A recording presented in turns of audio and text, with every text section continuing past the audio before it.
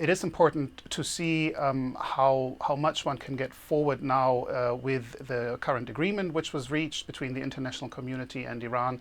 There are a number of critics who say that Iran is not serious, Iran is not really engaged, they are playing games. The important issue is also to differentiate between what can actually change and what Hassan Rouhani may change. And there we're talking about the communication part. We're also looking at the norms, given that we have an international agreement at the moment. We are not at the beginning of a new dawn for Iran. This is not a totally new country.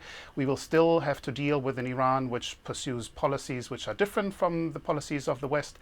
But to make this distinction is an important point, especially when one looks at the current negotiations. The main recommendation is that communication is key. I lined out in the paper that this is where some change took place, so one needs to play on this first. It means that what has been said is important, so when Hassan Rouhani says he wants change, that needs to be taken serious.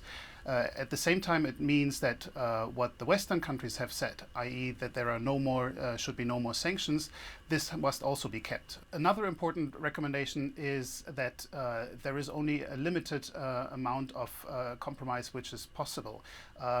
The power dimension, the ideology dimension, this is nothing where Rouhani promises change, and this will remain so.